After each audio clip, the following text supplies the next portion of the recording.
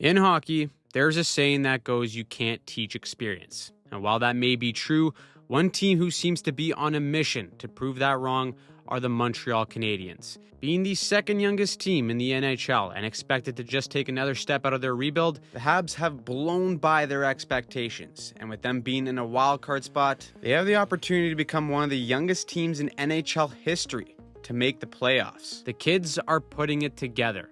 And when you take a look at how, they're only just scratching the surface of their potential. This season has been a wild ride for the Montreal Canadiens. They started off awful, going 4-9-2, then they went on a 20-10-2 run, only to drop 8 of 9 going into the Four Nations break. Then the kids probably went to Cabo, enjoyed the sun and had a few beverages, and now they find themselves right in the wild card race with an 11-4-4 record since the break. The youth and core of this team does have its flaws. However, they're cooking up something special. And why not start with a rookie who's taken the league by storm in Lane Hutson? Leading all rookies in scoring, he's not just become the favorite for the Calder, but he's in the process of making history while doing it. By the end of the season, he may very well have the NHL record for most assists in a season by a rookie defenseman. Offensively, he's something special. The combination of skating, edge work, and head fakes to put opposing wingers in a blender opens up all kinds of options for Montreal to generate offense. If the team plays man-on-man defensively against Lane Hutson, being overly aggressive can get you burned often. And so if you decide to play a more zone defense and give him space at the point, he will fully take advantage and make you pay. Guys like Quinn Hughes, Cale Makar, and Zach Werenski all have that innate ability to break D-zone structures on their own. Montreal's O-zone approach likes having a third forward up high to give them options to attack downhill. When you add in Lane Hutson and his craftiness to beat guys one-on-one, it adds a whole new wrinkle to their attack. The same goes for their rush offense. Like I said in our Blues breakdown this past week, modern offenses require defensemen joining the rush and gaining a numbers advantage up ice. Hutson's skating and offensive instincts automatically make the Habs a more dangerous team on the counter. The second they get possession in their own end, Hutson is usually activating on the weak side to create offense. Now, people do underestimate Hutson's ability to defend, and I get it. It's easy to take one glance at an undersized D-man and make assumptions, but if guys like Makar and Hughes have taught us anything, it's that modern-day defending requires elite angling, anticipation, and skating. By the numbers as well, Hutson's defense has improved as the year has gone on. In the first 56 games, Montreal's defense as a whole was a little bit suspect, and it still kind of is, as they gave up 3.12 expected goals against per 60 in Hutson's minutes at 5-on-5. That number, though, has decreased by almost an entire goal since the Four Nations, with Hutson's offense improving to 61% expected goal share. This improvement in his defensive play is pretty evident in how he's handling rush chances. Hutson's skating can shut down threats like he does here on this 3-on-2 versus Florida. As this play reaches center ice, Hutson actually has solid stick positioning. Now, even though he's beat by a slick sauce that would make Nunna proud, his mobility allows him to quickly pivot and close off the shooting lane to deflect the shot wide.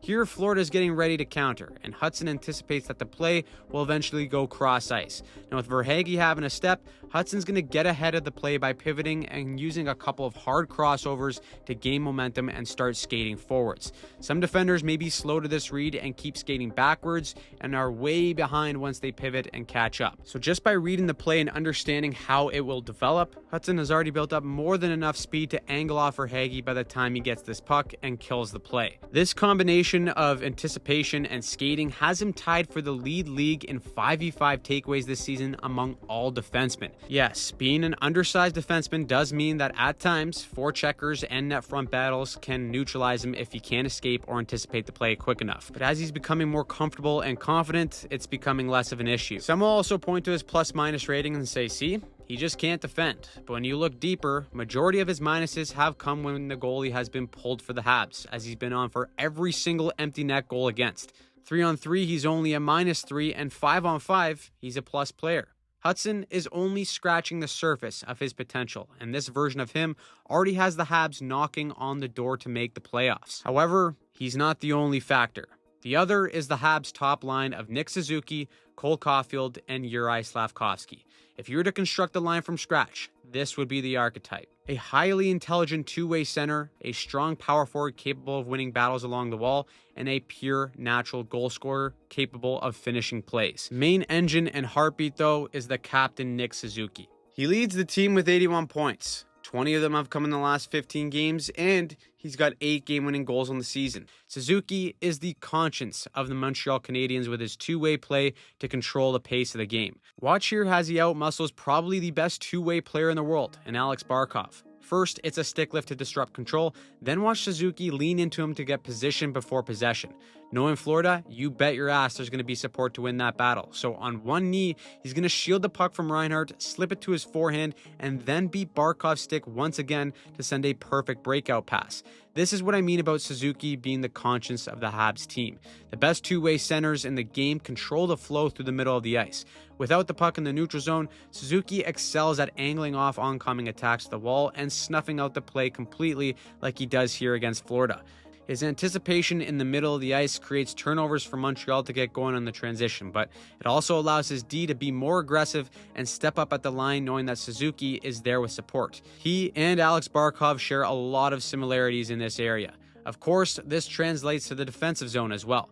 With Montreal usually playing a box +1 down low, watch Suzuki here realize that there will be a threat as soon as he sees both of his defenders on one post. That's going to trigger Suzuki to take a shoulder check. So he books that Reinhart's there, flexes out to the lane, and gets a stick on it. Lovely stuff.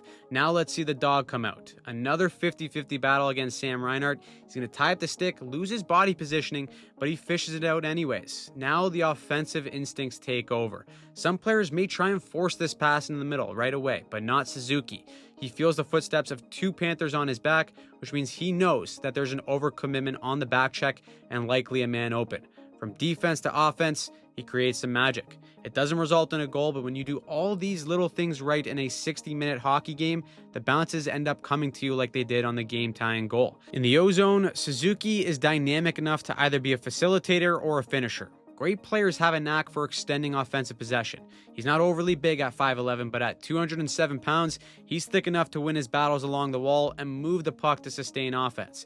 Off the rush again, he's just controlling the pace. Florida has basically built a wall here off the entry. So he goes east-west, waits for his teammates to join the play, then cuts back to find a wide open option. Without the puck, it's that same anticipation and timing on the defensive side that carries over offensively.